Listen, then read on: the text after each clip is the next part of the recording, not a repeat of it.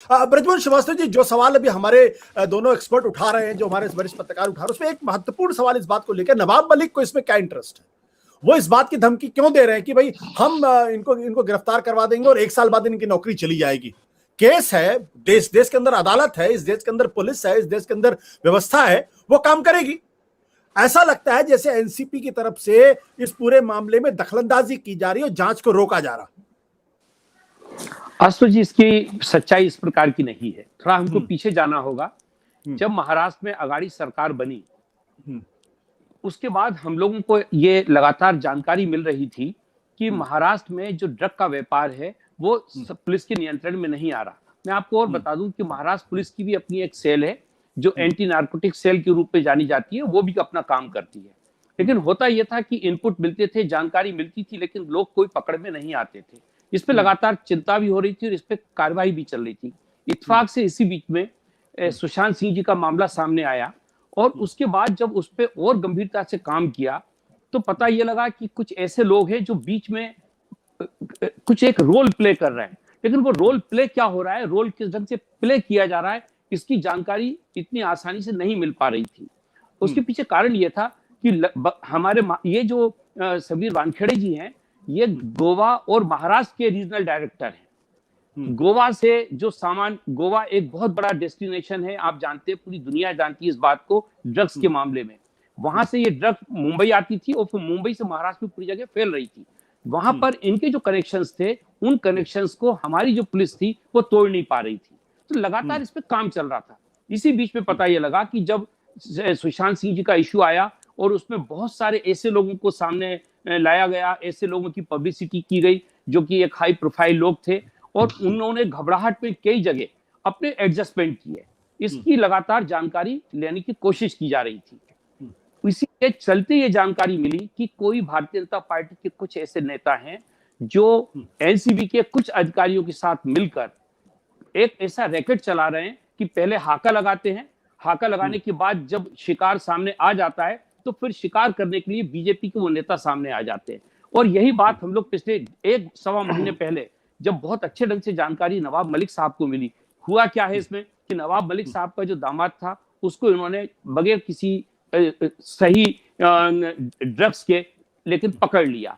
नवाब मलिक साहब ने कहीं भी अपने राजनीतिक पद का कोई उपयोग नहीं किया। उस 8-9 महीने में कभी उन्होंने ये कोशिश नहीं की कि वो किसी ढंग से अपने दामाद को छुड़ाए और लगातार उन्होंने कोर्ट के माध्यम से, एक कानूनन जो तरीका होता है लड़ाई लड़ने का, उसके माध्यम से अभी उनके दामाद आज से करीब 1.5 महीने पहले या 1.25 महीने पहले हाई कोर्ट से बाहर आए और उनकी जमानत हुई। और उसमें हाई कोर्ट का जो ऑब्जर्वेशन अभी अशोक जी ने बताया, वही ऑब्जर्वेशन आया कि वो सुगंधित तंबाकू थी, उसमें किसी भी प्रकार का कोई नशीला पदार्थ नहीं था।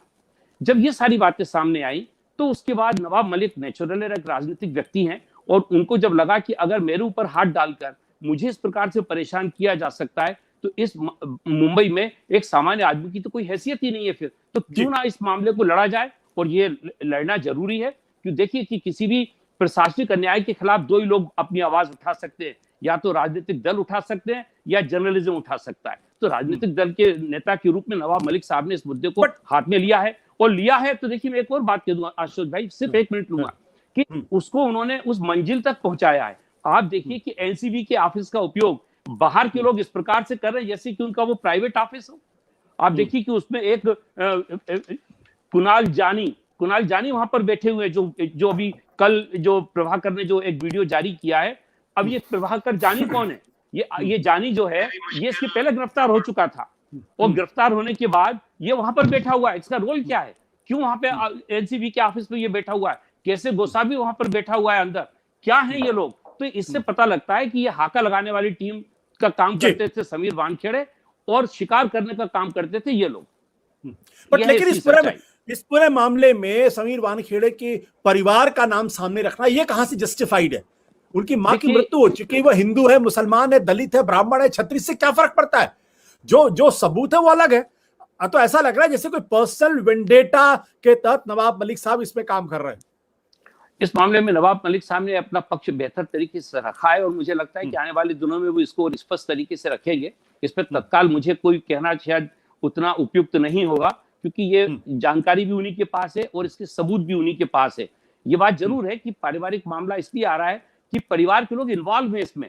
विटनेस आप देखिए कि विटनेस उनकी जो सिस्टर हैं, उन्होंने खुद ने फेसबुक के ऊपर उस व्यक्ति के साथ अपना फोटो डाला है जो हर जगह उनके गवाह बन रहे हैं, हर जगह विटनेस बन रहे हैं। तो ये गेम वही था कि विटनेस भी हमारे हो, गिरफ्तारी भी हम करें, और उसके बाद हम ये कहें कि कोर्ट से हम आपको बचा सकते हैं, क्योंकि ये जो गिरफ्तार जो विटनेस है इनको हम हॉस्टाइल कर देंगे, आज भी छूट जाएगा। खुद समीर वानखेड़े साहब ने अभी एनडीटीवी में परसों कहा कि मैंने टोटल अभी तक 110 जगह छापे डाले, 110 मैंने लोगों को और 240 लोगों को पकड़ा।